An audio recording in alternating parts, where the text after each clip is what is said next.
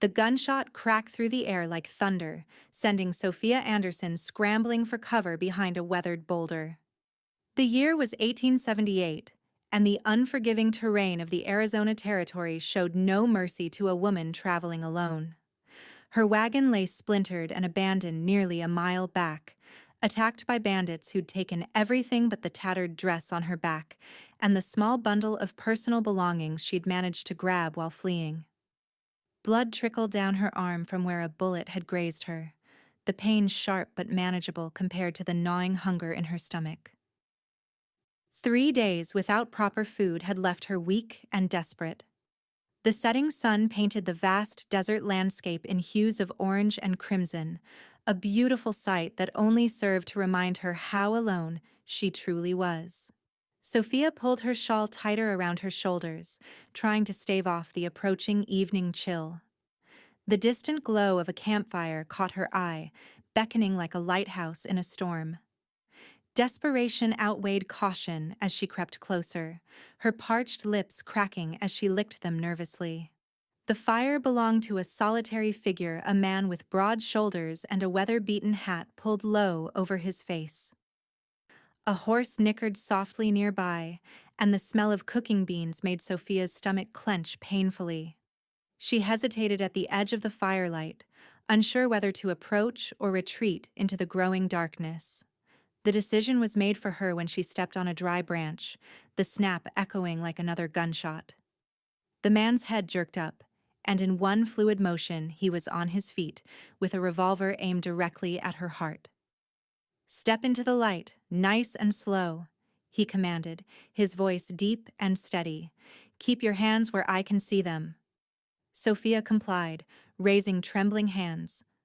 "I mean no harm, sir," she said, her voice hoarse from thirst. "I was attacked by bandits. They took everything." The man didn't lower his gun, but his eyes, a startling shade of blue even in the dim firelight, assessed her with careful scrutiny.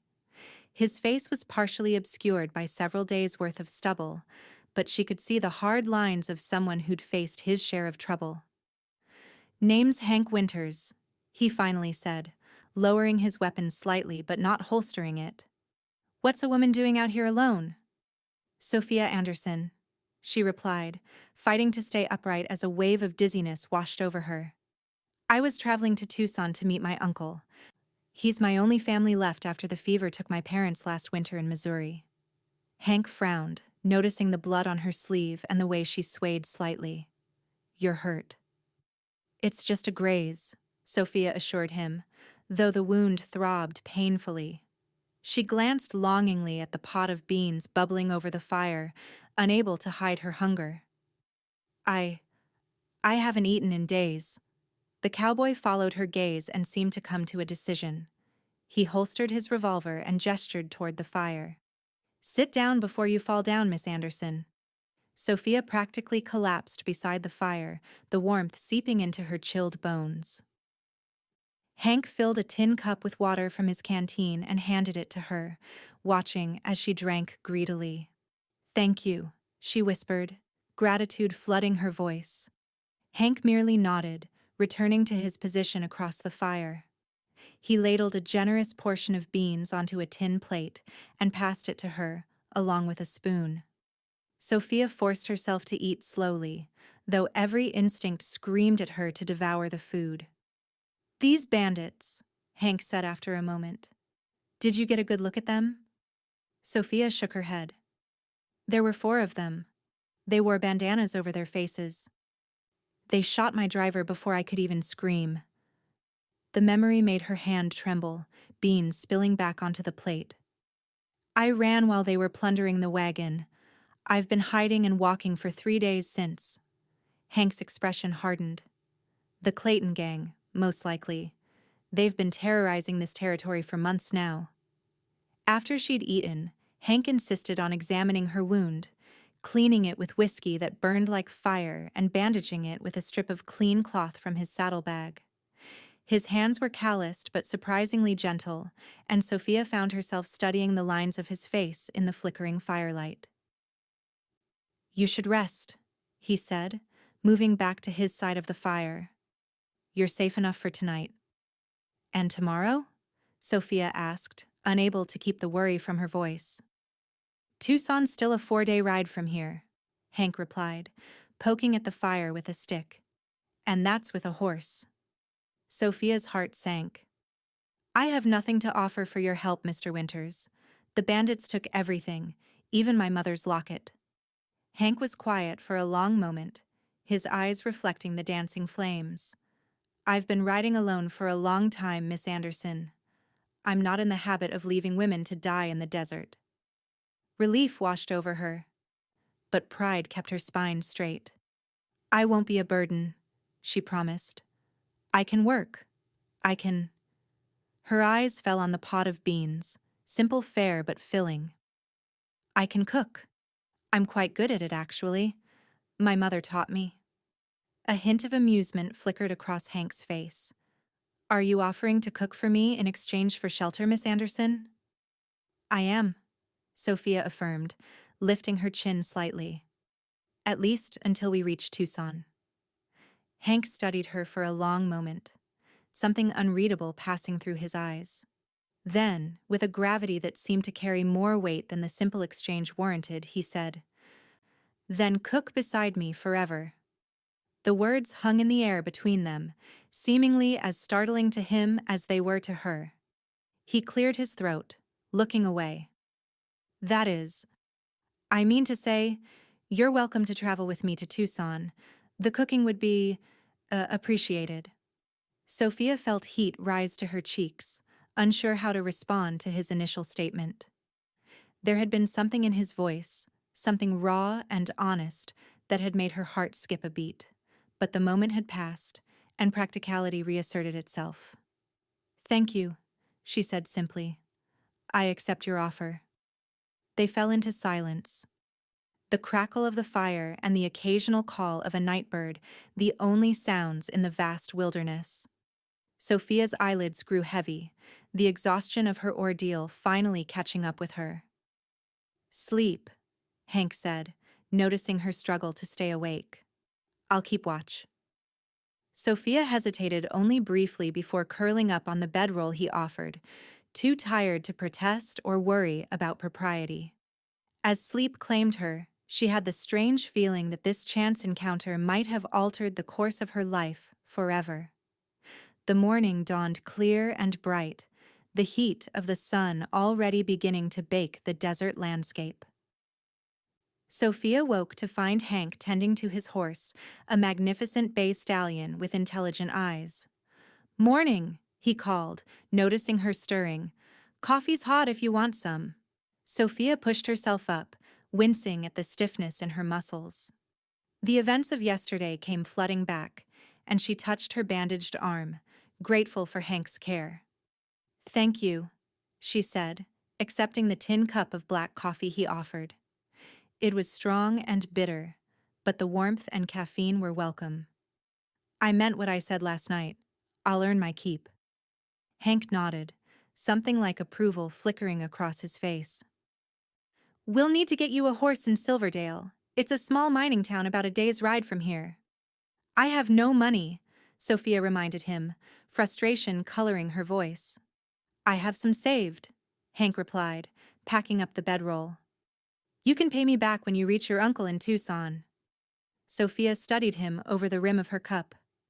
Why are you helping me, Mr. Winters? Hank paused, his hands stilling on the saddle he was adjusting. Out here, people help each other or they die, Miss Anderson. It's that simple. But something in his voice suggested it wasn't simple at all. Sophia didn't press, instead finishing her coffee and helping to break camp. Within the hour, they were mounted on Hank's stallion, Sophia seated behind him, her arms tentatively circling his waist. The ride to Silverdale was largely silent, broken only by Hank's occasional comments about landmarks or warnings about the terrain. Sophia found herself studying the back of his neck, tanned and weathered from years under the sun. Despite his gruff exterior, there was something comforting about his presence, a steadiness that made her feel safer than she had in days. By mid-afternoon, the mining town of Silverdale came into view, a collection of wooden buildings strung along a dusty main street with the skeleton of a mine shaft visible on a nearby hillside. It was a rough place, populated mostly by miners, merchants looking to profit from the miners, and the various elements that thrived in such environments. "Stay close," Hank murmured as they rode into town. "Silverdale's not the friendliest place for a lady." Indeed, Sophia felt the stares as they made their way down the main street, some curious, some calculating, some openly hostile. She straightened her spine, refusing to be cowed despite her disheveled appearance. Hank guided his horse to a hitching post outside a general store. "We'll get supplies first, then see about a horse for you." The store was dimly lit but well-stocked, catering to the needs of miners and travelers alike. The proprietor, a portly man with spectacles perched on his nose, greeted Hank with recognition. "Winters! Didn't expect to see you back so soon. Thought you were heading north to the Colorado Territory."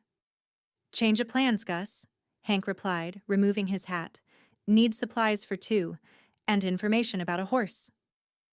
Gus's eyebrows rose as he noticed Sophia standing slightly behind Hank. "I see," he said, a hint of speculation in his voice. "The lady your wife?" Before Hank could answer, Sophia stepped forward. "I'm Sophia Anderson. Mr. Winters was kind enough to help me after bandits attacked my wagon. We're traveling to Tucson together." Gus's expression softened slightly. "The Clayton gang's been hitting travelers hard lately. You're lucky Winters found you, miss. He's one of the few decent men left in these parts." Hank looked uncomfortable with the praise, turning his attention to the supplies they needed. While he discussed provisions with Gus, Sophia wandered the store, her fingers tracing over bolts of fabric and jars of preserved goods. It was amazing how such simple things could seem so precious after days in the wilderness. "Miss Anderson," Hank called, drawing her attention. "Gus says Old Man Jenkins has a mare for sale. Gentle disposition.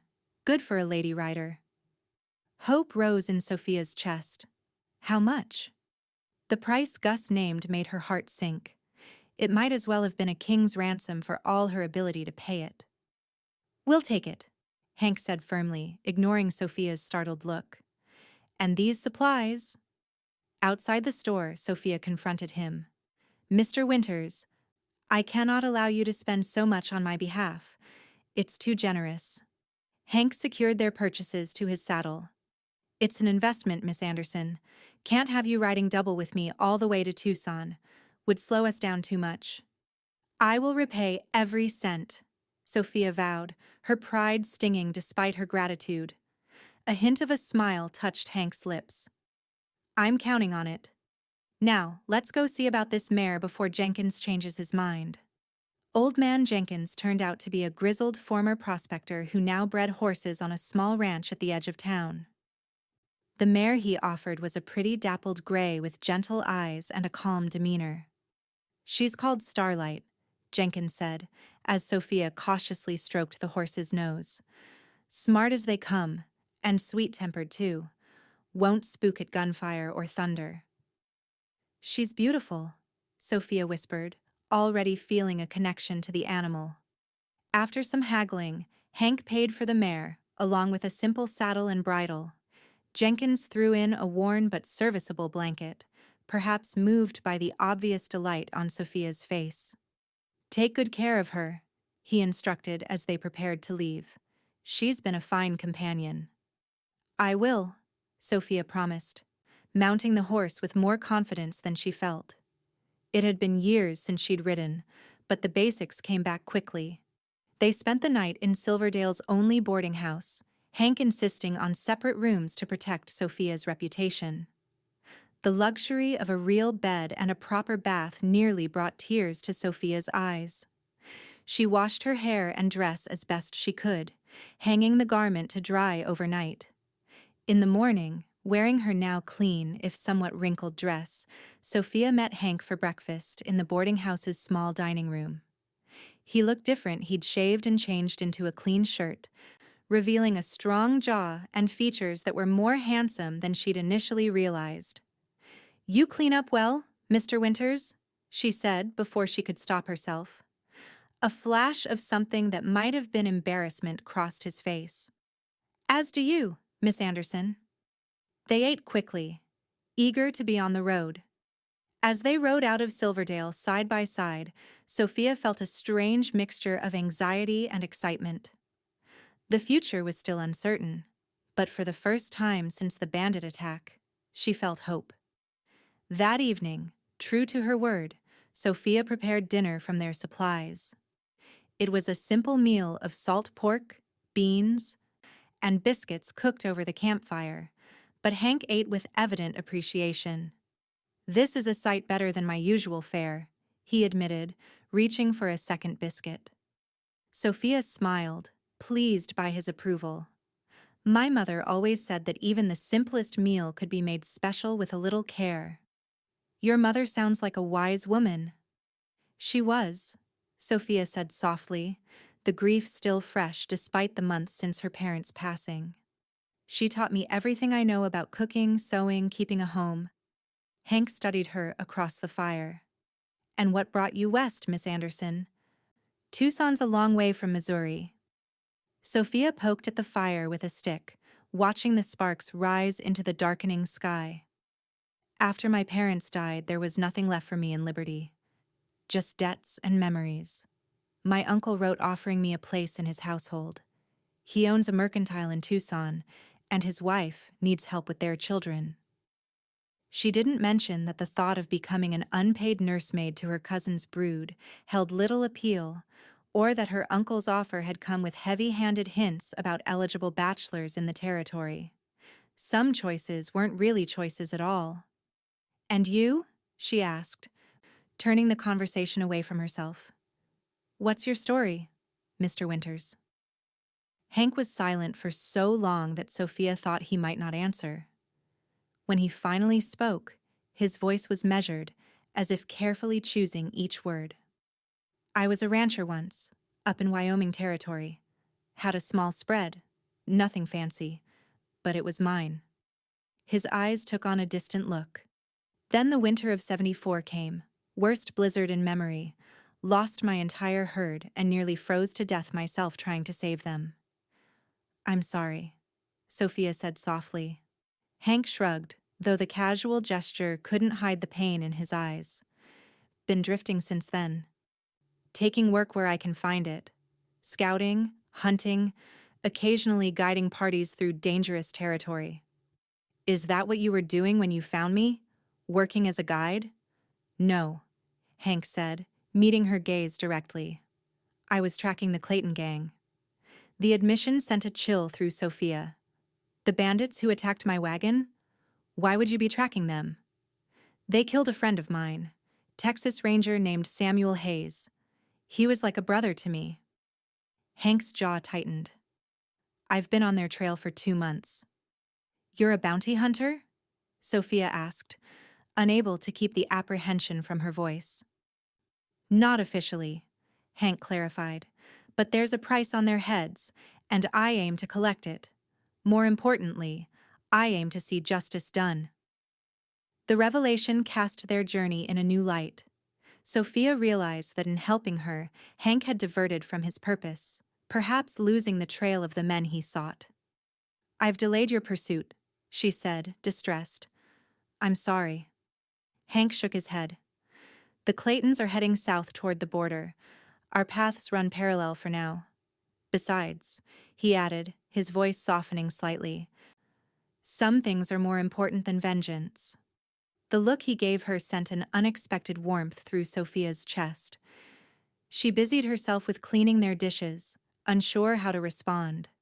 That night, as they settled into their separate bedrolls on opposite sides of the fire, Sophia found herself studying Hank's profile in the dying firelight. There was more to this taciturn cowboy than met the eye depths of honor and pain that intrigued her despite her best intentions. "Good night, Mr. Winters," she said softly. "Good night, Miss Anderson," came his reply, equally soft. "Sleep well." The days that followed fell into a rhythm. They would rise with the sun, break camp efficiently, and ride until the heat became too intense. During the worst of the midday sun, they would find shade and rest, sometimes talking, sometimes comfortable in silence. In the evenings, Sophia would cook while Hank tended the horses, and they would share meals that grew more elaborate as Sophia became adept at cooking over a campfire. Sophia learned that Hank had fought for the Union during the Civil War, despite being just 17 when he enlisted. He had a younger sister in St. Louis whom he hadn't seen in years but wrote to faithfully. He could read and write better than most men she'd known, having been taught by his schoolteacher mother before her early death. In turn, she told him about growing up in Liberty, about her father's small hardware store, about her dreams of someday having a home and family of her own. She didn't mention the suitors she'd rejected back home, men who had seen her as nothing more than a potential helpmeet, interchangeable with any other marriageable young woman. On the third day of their journey, they encountered another traveler, a grizzled prospector heading north who shared news of a stagecoach robbery near the border. "Clayton gang's work. Sure as shootin'," the old man declared, accepting a cup of coffee from Sophia. "Killed the driver and the guard but left the passengers alive, surprisingly. Took everything of value, though." Hank's expression darkened. "How long ago?" "4 days past," the prospector replied. "Down near the San Pedro River crossing." That night, after the old man had continued on his way, Hank was unusually quiet, cleaning his revolver with methodical precision. "You're thinking of going after them," Sophia said, not a question, but a statement. Hank didn't look up from his task.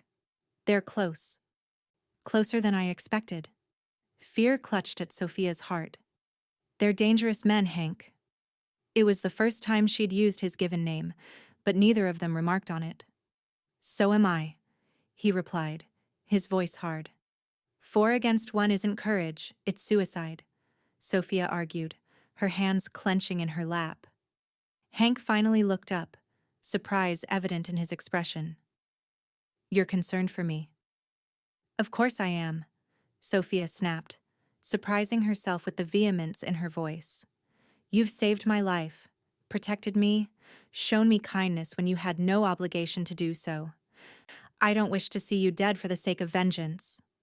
Something shifted in Hank's eyes, a softening, a vulnerability quickly masked. "It's not just vengeance," he said quietly. "As long as they're free, they'll keep killing, keep destroying lives, like they nearly destroyed yours." Sophia moved to sit beside him, closer than propriety would typically allow. "Then we alert the proper authorities when we reach the next town. Let the law handle them." Hank's bitter laugh held no humor. "The law? Out here? Miss Anderson, the law is spread too thin to be effective. That's why men like the Claytons thrive. And men like you die," Sophia countered, placing her hand impulsively over his. "Please, Hank, at least wait until I'm safely delivered to my uncle. I couldn't bear it if—" She trailed off, suddenly aware of how intimate the moment had become. Hank's hand was warm beneath hers, and he was looking at her with an intensity that made her breath catch. "If what?" he prompted softly. "If something happened to you because of me," Sophia finished, withdrawing her hand with reluctance. Hank was quiet for a long moment, the firelight casting shadows across his features. "Very well," he finally said. "I'll see you safely to Tucson before I continue the hunt." Relief washed over Sophia. "Thank you." Their journey continued southward, the landscape gradually changing from scrub desert to more varied terrain with rocky outcroppings and scattered groves of mesquite and palo verde trees. Water became more plentiful as they neared the San Pedro River, making their evenings more comfortable. On the 5th day, they reached the small settlement of Rio Verde, a collection of adobe buildings and wooden structures that served as a waypoint for travelers and a trading post for local ranchers. The town boasted a general store, a saloon, and a small church, as well as a telegraph office that connected Rio Verde to the wider world. "We'll resupply here," Hank said as they rode down the dusty main street. And you can send a telegraph to your uncle if you wish, letting him know you're safe and on your way. Sophia nodded, grateful for the suggestion. She hadn't considered how worried her uncle might be if the stagecoach company reported her missing after the bandit attack. They stabled their horses at the town's small livery and made their way to the telegraph office. The operator, a thin man with ink-stained fingers, took Sophia's message with a bored expression that changed to interest when she mentioned the bandit attack. "The Clayton gang's been making trouble all through the territory," he commented, clicking out her message. "Marshall's got a posse together in Tucson, planning to go after them soon." Hank's head snapped up. "Marshall Adams from Tucson? He's forming a posse?" "That's right," the operator confirmed. "Word came through yesterday.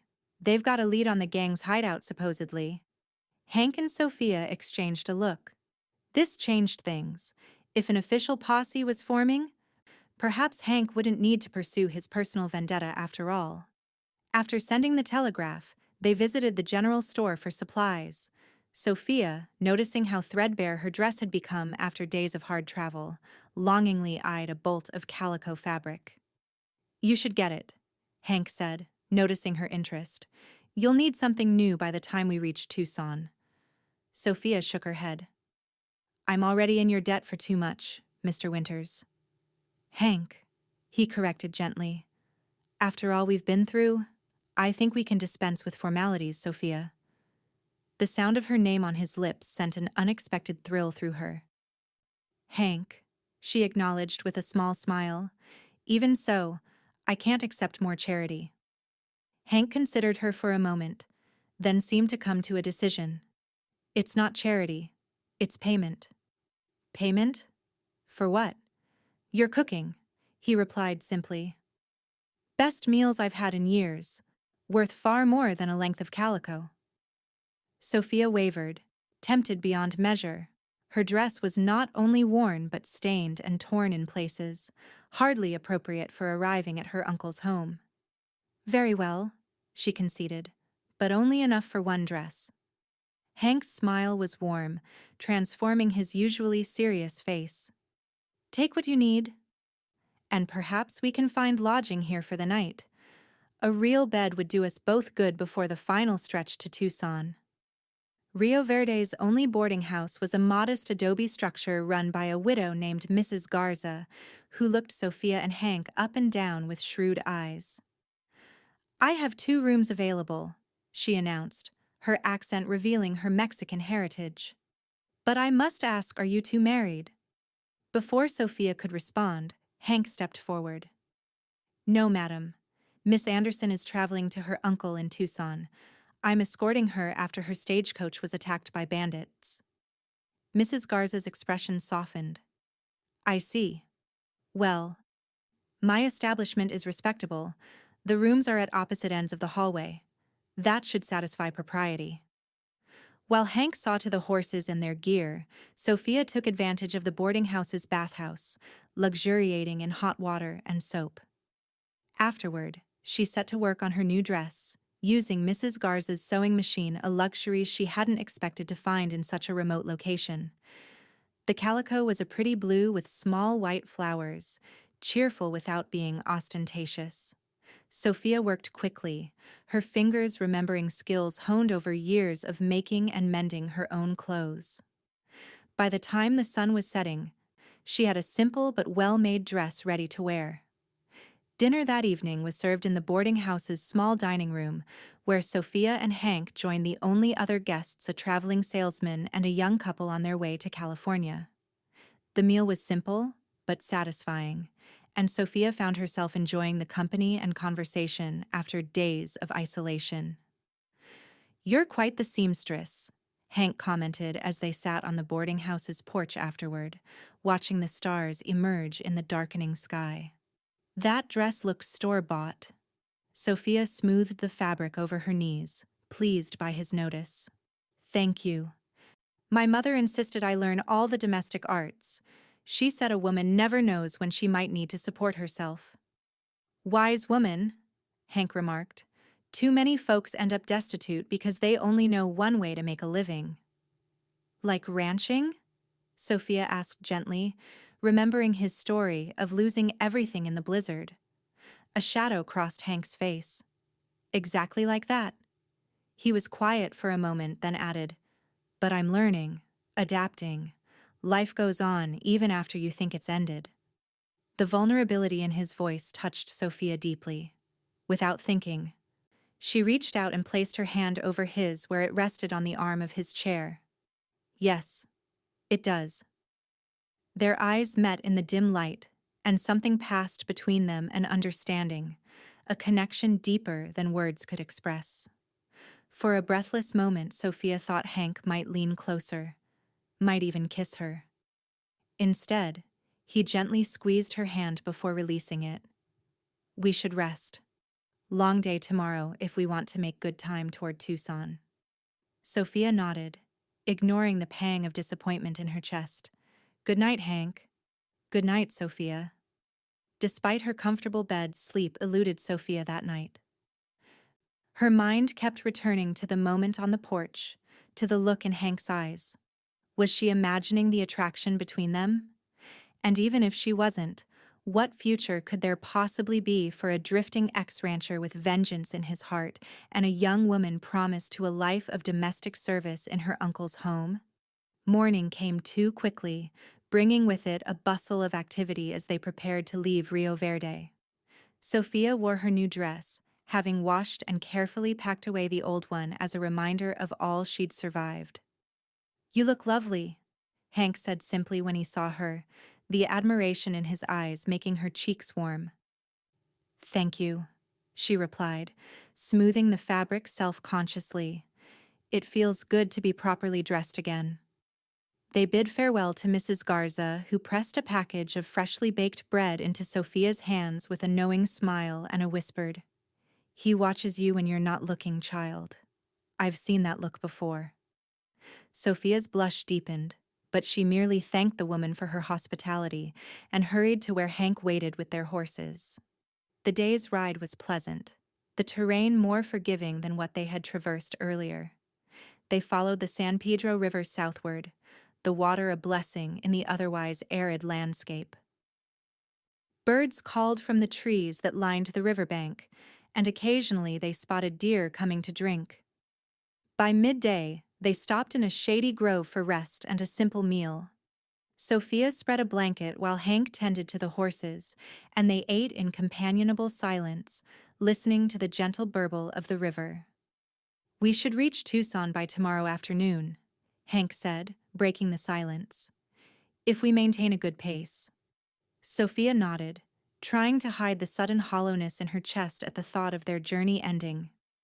"My uncle's home is on the eastern edge of town, near his store." "I know Tucson reasonably well," Hank replied. "I can find it." Another silence fell. This one waited with unspoken words. Sophia absently plucked a wildflower from beside the blanket, twirling it between her fingers. "What will you do?" she finally asked. "After you've delivered me safely?" Hank's expression grew distant. "Find Marshall Adams. Join the posse if they'll have me." "And if they capture the Clayton gang? What then?" He looked at her directly, his blue eyes intense. "I haven't thought that far ahead. I've been chasing them so long it's hard to imagine life after." Sophia's heart ached for him.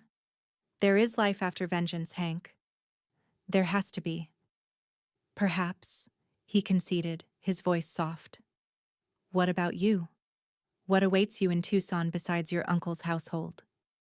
Sophia sighed, laying the flower down. "Duty. Responsibility. Gratitude for the roof over my head and the food on my table." She hesitated, then added quietly, "Not much of a future, really, but better than starving." "You deserve more than that," Hank said with surprising vehemence. "You're intelligent, resourceful, brave.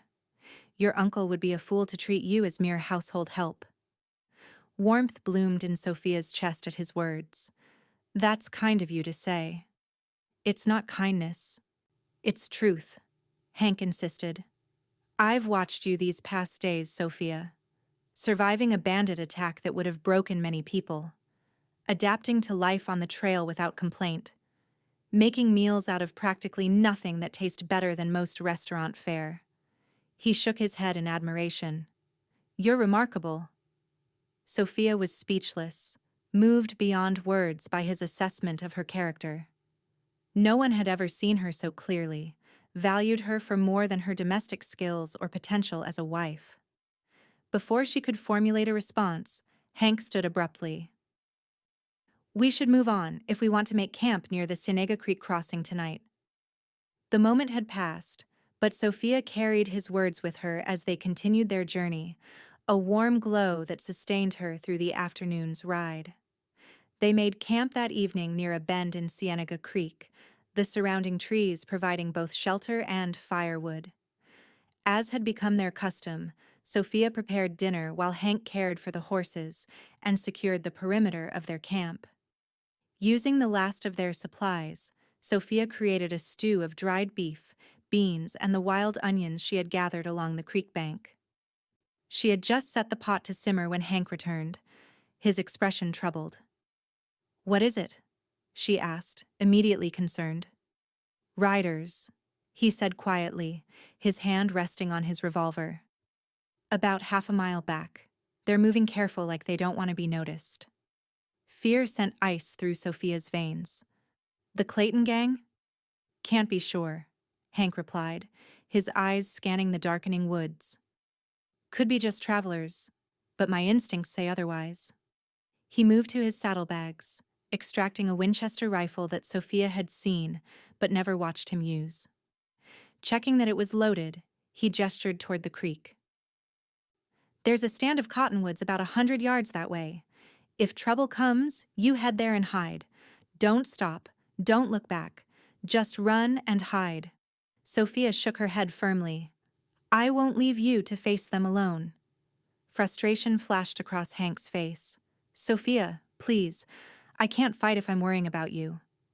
"Then give me a weapon so I can defend myself," she countered. "My father taught me to shoot. I'm not helpless." Hank hesitated, then reached for a smaller revolver in his saddlebags. "You know how to use this?" Sophia accepted the gun, checking it with practiced hands. "Colt Army model." "Yes, I know it." Surprise and respect mingled in Hank's expression. "Keep it close, but I still want you to run if I tell you to." Before Sophia could argue further, the sound of approaching hoofbeats reached them. Hank immediately moved to position himself between Sophia and the direction of the sound, his rifle at the ready. 4 riders emerged from the growing darkness, moving slowly, purposefully. Even in the dim light, Sophia could see they were rough men, heavily armed, their faces partially obscured by bandanas pulled up against trail dust. "Evening, folks," called the lead rider, his voice deceptively friendly. "Mighty fine campfire you got there." Hank didn't lower his rifle. "Evening, we're not looking for company." The rider chuckled, the sound sending chills down Sophia's spine. "Now that ain't very hospitable.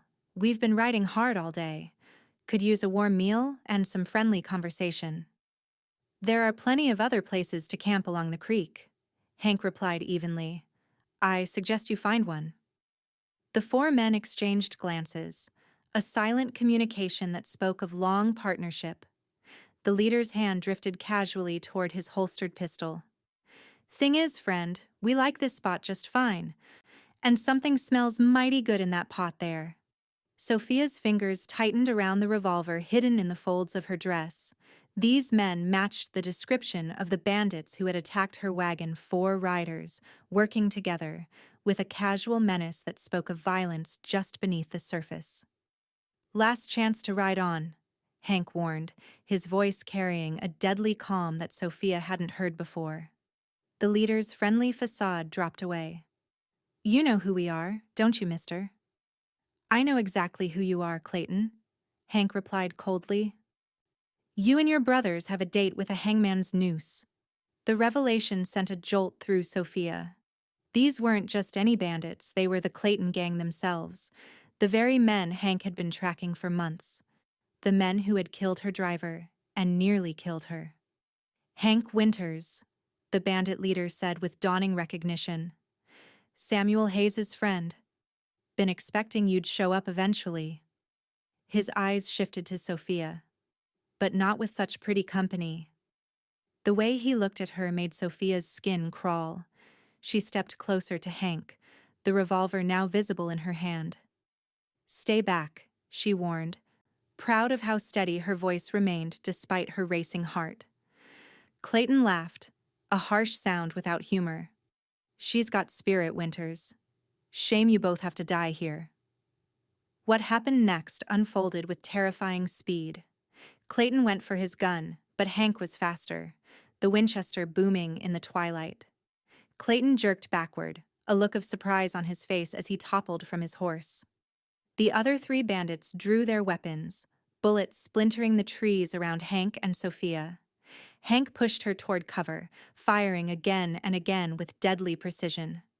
One more bandit fell, clutching his chest.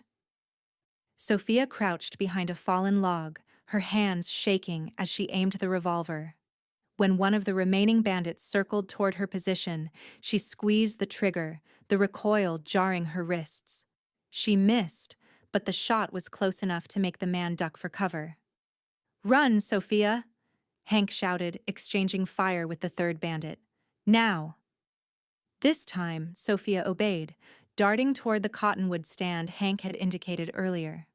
Behind her, gunfire continued to echo through the gathering darkness. She reached the trees, pressing herself against the thick trunk of a cottonwood, the revolver clutched tightly in her trembling hands. From her position, she could see flashes of gunfire, but little else. The shooting seemed to go on forever, though it probably lasted only minutes. Then, terrifyingly, silence fell. Sophia held her breath, straining to hear any sound that would tell her what had happened. Had Hank prevailed? Or were the Clayton brothers now searching for her among the trees? "Sophia?" Hank's voice, strained but alive, called out softly. "It's over."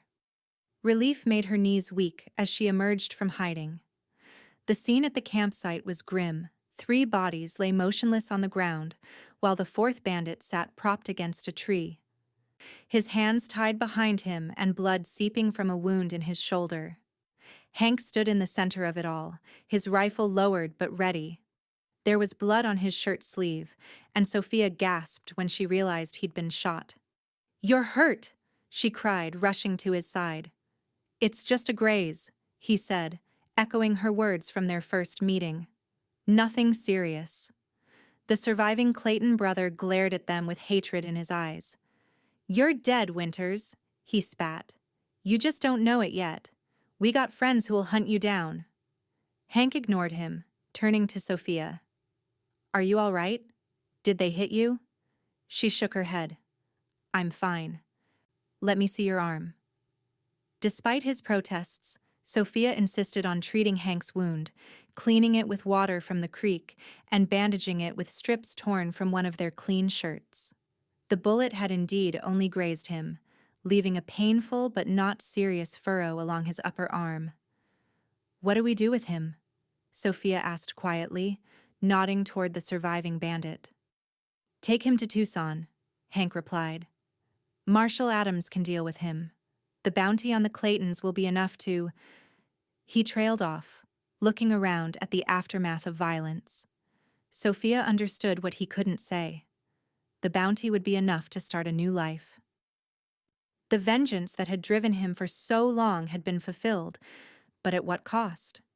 The weight of taking lives, even in self-defense, even the lives of men as despicable as the Claytons, was evident in the shadows of Hank's eyes.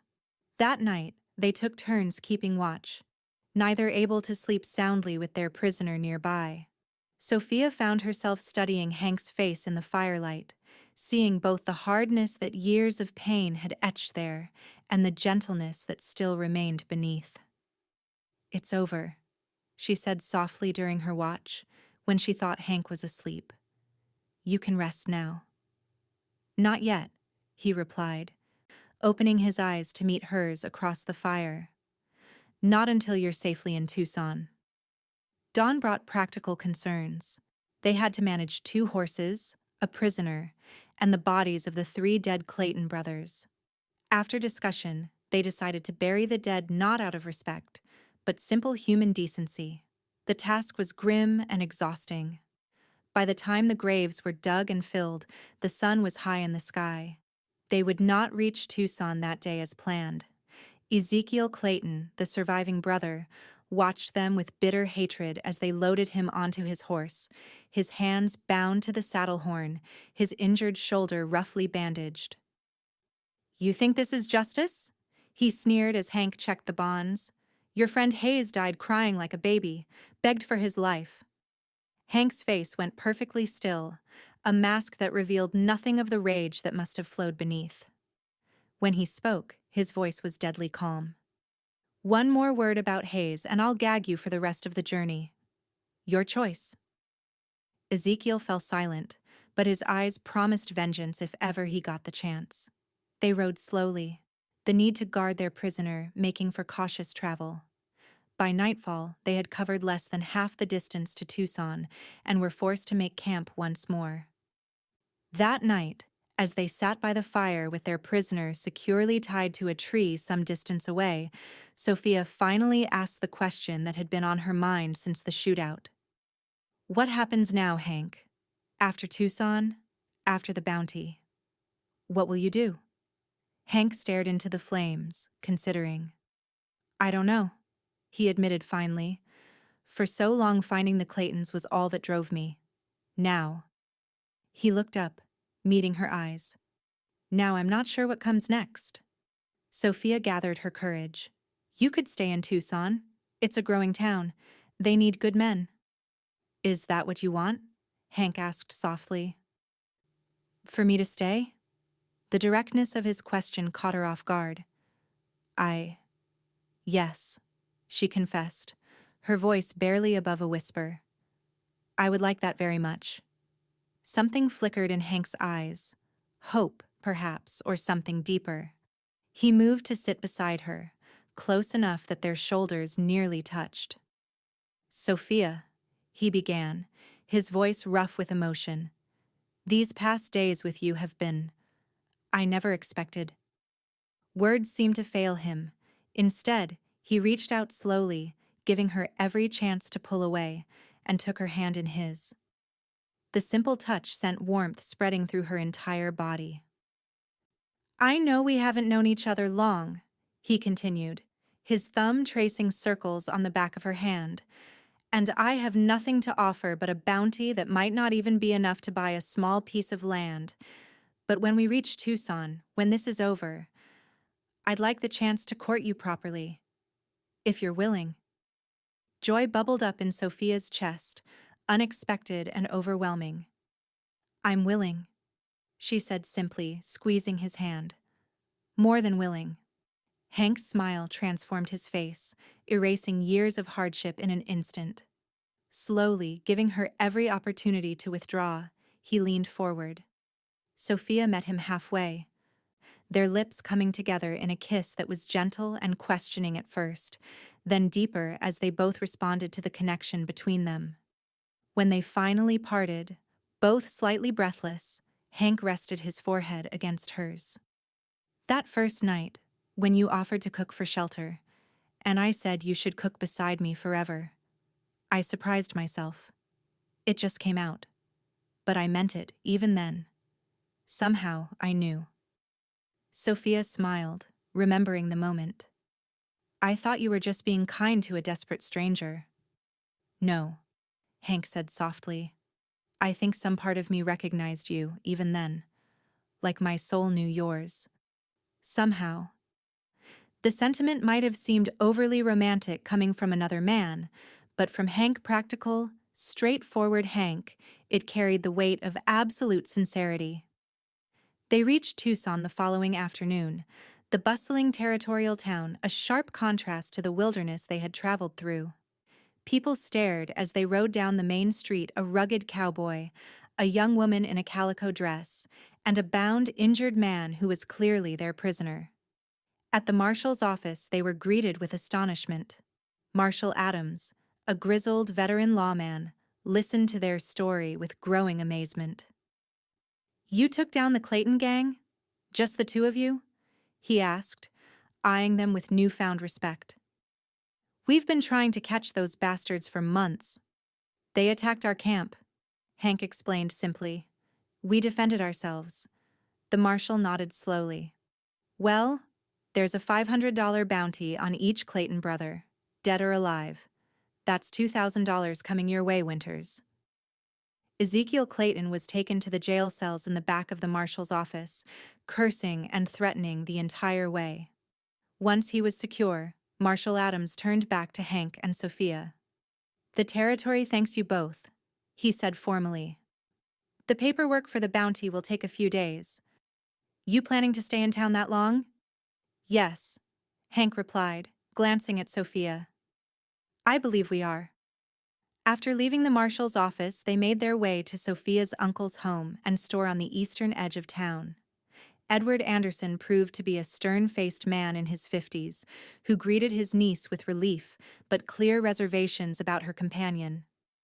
"We feared the worst when the stage arrived without you," he told Sophia, ushering them into the parlor of his modest home. "My wife has been beside herself with worry." Sophia introduced Hank, explaining their journey in careful terms that emphasized his role as her protector and guide. She did not mention the growing affection between them, sensing her uncle would not approve of a romance that had blossomed under such unconventional circumstances. "We owe you a debt of gratitude, Mr. Winters," Uncle Edward said stiffly. "Of course, you must stay for dinner so that my wife can thank you properly as well." Hank accepted with equal formality, though Sophia could see the amusement in his eyes at the older man's transparent assessment of him. Dinner that evening was a somewhat strained affair. Aunt Martha proved to be a nervous woman who clearly found Hank's presence unsettling, while Sophia's 3 cousins, all under the age of 12, stared at him with undisguised curiosity. "Mr. Winters was telling us about the bounty he's collected," Uncle Edward informed his wife as they ate. "Quite a substantial sum, I understand." The mercenary nature of the comment made Sophia wince, but Hank merely nodded. "Yes, sir. Enough to make a fresh start." "And what sort of start might that be?" Edward probed, his merchant's instinct for information evident. "Another ranch, perhaps?" "I've been considering options," Hank replied carefully. "Tucson seems like a promising place, growing quickly, lots of opportunities." Sophia hid a smile behind her napkin, recognizing Hank's diplomatic avoidance of revealing too much of his intentions. After dinner, as Hank prepared to leave for the hotel where he would be staying until the bounty was processed, Sophia walked with him to the front door. "I'm sorry about Uncle Edward," she said quietly. "He means well, but he can be calculating." Hank smiled, taking her hand briefly when they were out of sight of the family. "I've dealt with worse. Besides, he's not wrong to be protective of you." "Will I see you tomorrow?" Sophia asked, already missing him though he had not yet left. "Count on it," Hank promised. "I'll come by in the morning. Perhaps you can show me the town." The days that followed took on a pleasant rhythm. Each morning, Hank would call at the Anderson home, and he and Sophia would spend a few hours exploring Tucson together. In the afternoons, Sophia helped her aunt with household chores and the children, while Hank investigated business opportunities and properties in the growing town. To Sophia's surprise, her uncle gradually warmed to Hank, particularly after learning that he intended to invest his bounty money in a local enterprise, rather than move on as many bounty hunters might. "The livery at the south end of town is for sale," Edward mentioned casually one evening when Hank joined them for dinner again. "Owner's heading to California. Good, established business." Hank nodded thoughtfully. "I'll look into it. Thank you for the suggestion." 4 days after their arrival in Tucson, Hank received the bounty payment from Marshal Adams. That evening, he asked Sophia to take a walk with him after dinner, a request that earned knowing looks from her younger cousins, but a permissive nod from Uncle Edward. They strolled through the pleasant evening air, eventually finding a quiet spot in the small town square where a few benches had been placed beneath cottonwood trees. "I bought the livery," Hank announced once they were seated. "Sign the papers this afternoon." Sophia's eyes widened. "Hank, that's wonderful. Is it a good business?" "Solid," he confirmed. "The previous owner kept good records. It turns a steady profit, and with the town growing, it should do even better." He paused, taking her hand in his. "There's a small house attached to it. Nothing fancy, just 2 bedrooms, a kitchen, a parlor. But it could be a home." The implication was clear, and Sophia's heart began to race. "It sounds lovely." Hank took a deep breath, then reached into his pocket and withdrew a small box. "I wanted to do this properly," he said, his voice suddenly uncertain. "I know it hasn't been long, and if you think we should wait, I understand. But I've never been more sure of anything in my life." He opened the box, revealing a simple gold ring set with a small but brilliant diamond. "Sophia Anderson, would you do me the honor of becoming my wife? Will you cook beside me forever, just like I asked that first night?" Tears of joy sprang to Sophia's eyes. "Yes," she whispered, then louder. "Yes, Hank Winters, I will marry you." His smile was radiant as he slipped the ring onto her finger, then pulled her into a kiss that promised a lifetime of love and partnership. They were married 2 weeks later in Tucson's small church, with Sophia's uncle giving her away and her aunt and cousin serving as her attendants. The ceremony was simple but deeply meaningful, their vows exchanged with a sincerity that moved even the most stoic attendees. The livery business thrived under Hank's careful management, his natural affinity for horses and fair dealings with customers quickly earning him respect in the community.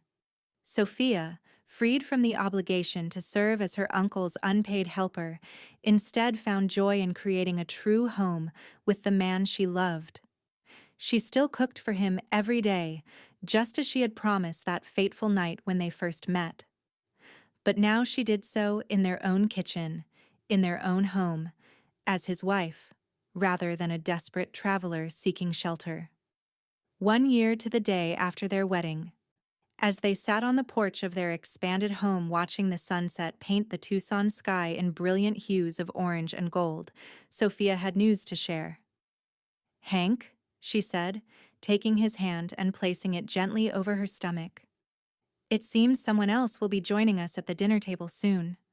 His eyes widened with wonder and joy. "A baby?